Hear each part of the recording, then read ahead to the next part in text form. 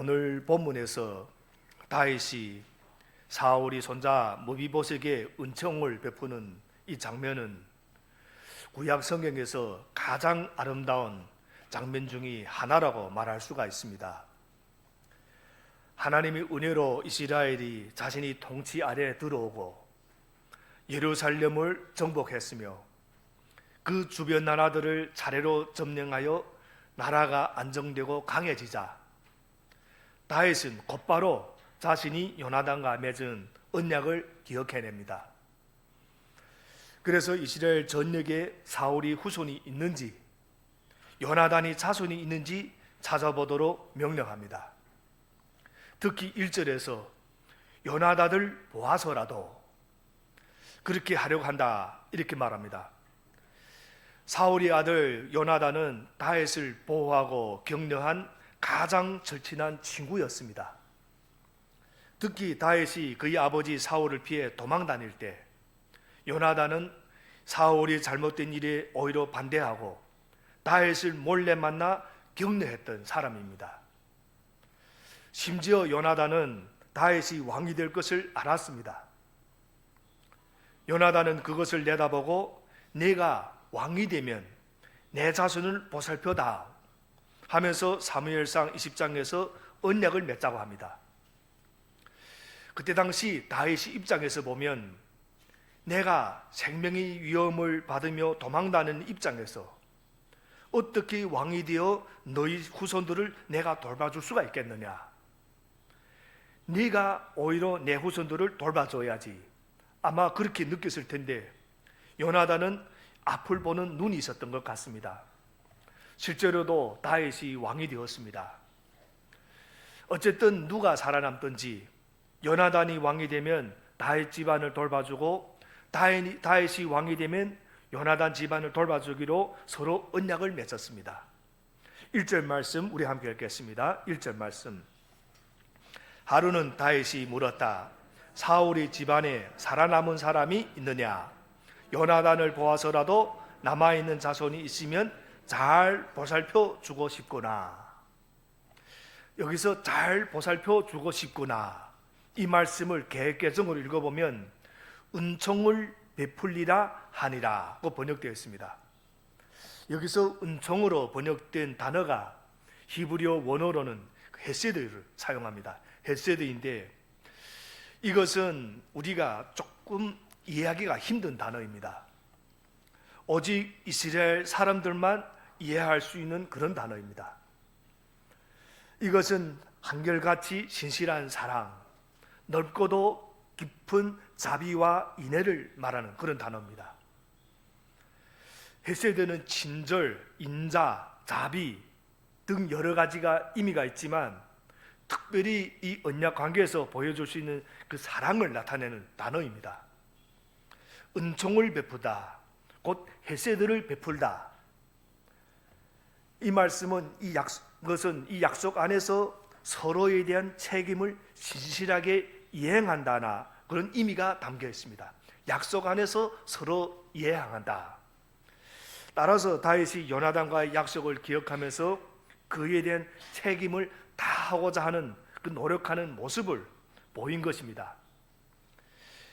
여러분, 우리가 한 신앙생활하면서 기억할 것이 있습니다.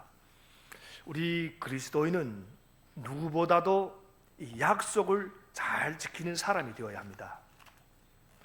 하나님께서 약속하신 바를 반드시 이루시는 신실한 하나님이시기 때문에 이 하나님이 백성인 그리스도인들은 이 사람과의 약속에서 더 성실하게 잘 지키려는 노력이 있어야 합니다.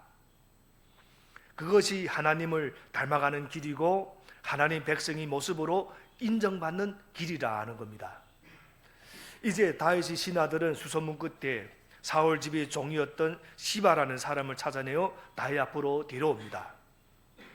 그럼 이때 시바의 마음은 어떻겠는가? 우리가 상상해 볼 수가 있습니다. 이 사울 집안이 종이었기 때문에 나를 이제는 죽이려고 하는 것보다 하고 불안으로 떨고 있었을 겁니다.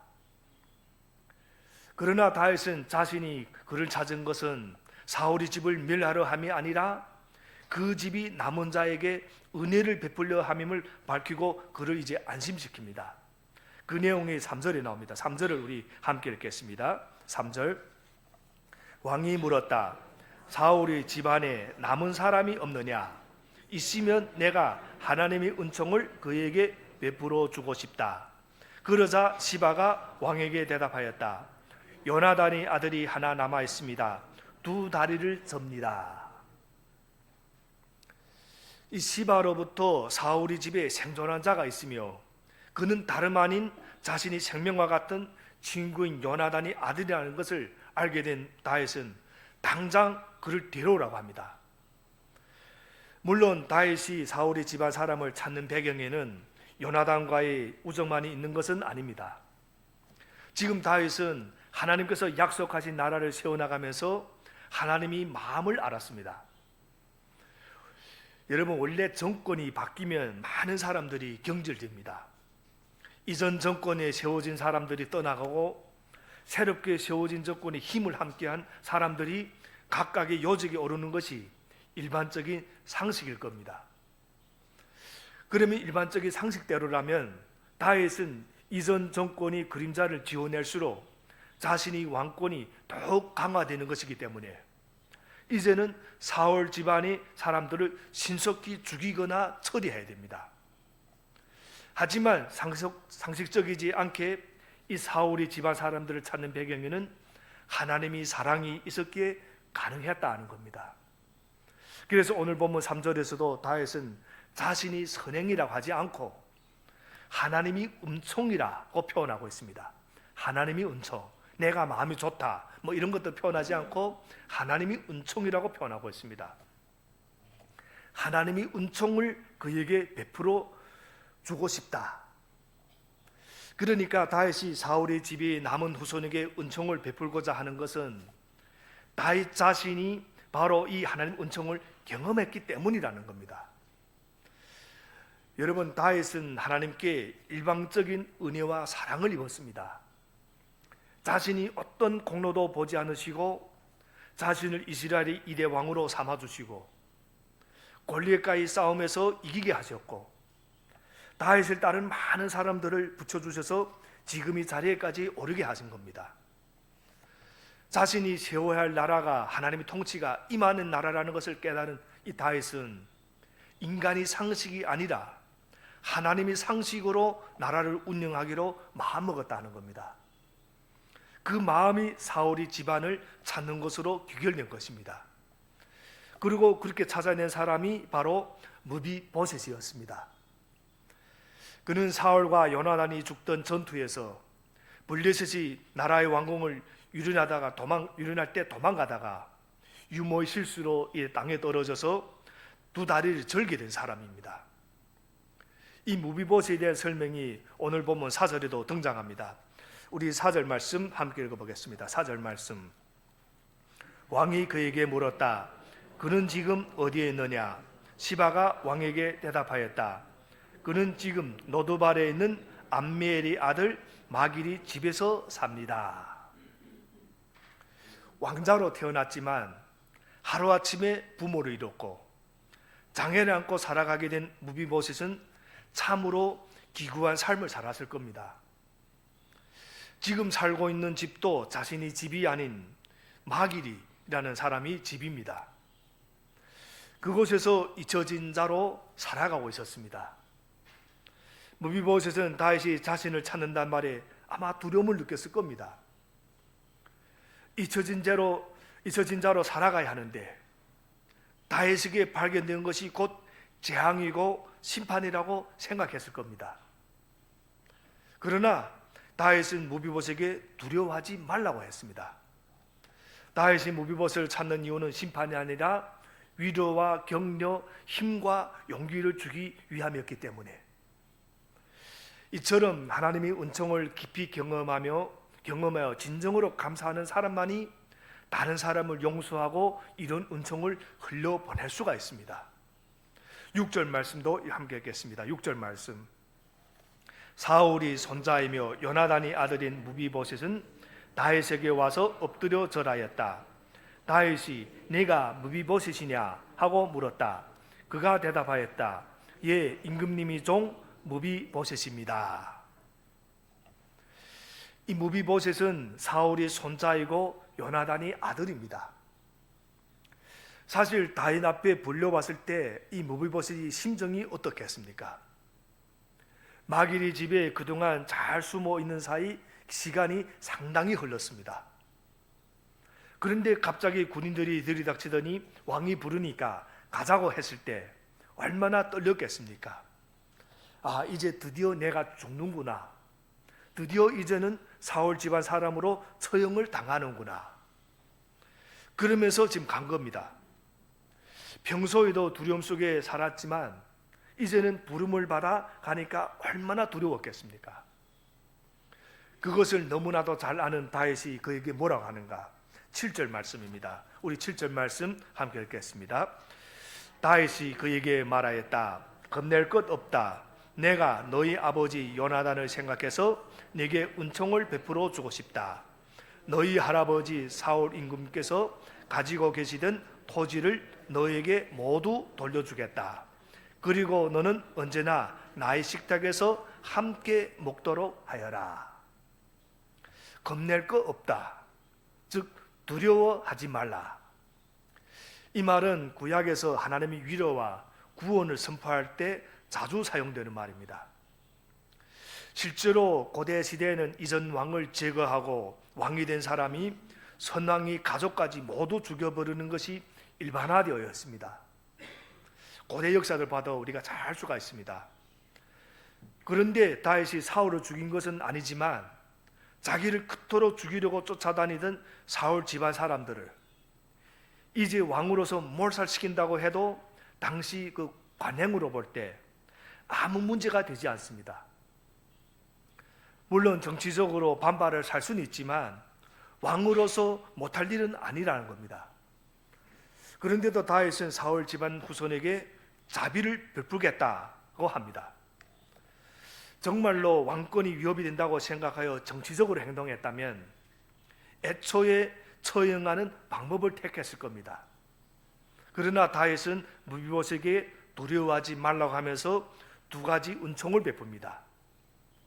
첫째는 그의 할아버지 사울 왕이 소유했던 모든 땅을 그에게 줍니다. 여기서 준다고 선언한 순간 이 무비보셋이 소유가 되었습니다. 다윗이 정말 무비보셋을 견제하려고 했다면 이 사울이 땅을 되돌려 주는 것은 아주 위험하고도 어리석은 일이 됩니다. 거의 자살 행위나 마찬가지가 됩니다. 왜냐하면 이 고대 사회에서 왕이 자기가 몰아낸 이 선왕의 땅을 그의 후손에게 실제로 돌려주었다가 그것을 기반으로 또 그 후손이 다시 일어나서 공격하고 쿠데타를 일으킨 예가 굉장히 많기 때문에 그것을 다윗이 몰랐을 리가 없습니다. 그런데도 그 땅을 돌려줬다 하는 겁니다. 그러므로 이것만 보아도 다윗은 정치적으로 이 문제를 본 것이 아니라 요나단과 약속한 것을 아무 조건 없이 베풀고 있다는 것을 우리가 알 수가 있습니다. 둘째로 다윗은 놀랍게도 이 무비보셋을 자기 옆에 두어서 항상 자신과 식사를 함께 하도록 합니다. 너는 언제나 나의 식탁에서 함께 먹도록 하여라. 왕이 상에서 늘 같이 식사를 한다는 것은 정말 엄청난 자비이고 배려입니다. 그러니까 다윗은 무비보셋을 친아들처럼 대해주겠다고 하는 그런 장면입니다. 자기 왕자들과 같이 식사하게 한다는 것입니다. 이러한 다윗의 자비에 대해서 무비보셋은 뭐라고 합니까? 8절 말씀 우리 함께 읽겠습니다. 8절 말씀. 무비보셋이 엎드려 아뢰었다. 이 종이 무엇이기에 죽은 개나 다름없는 저를 임금님께서 이렇게까지 돌보아 주십니까?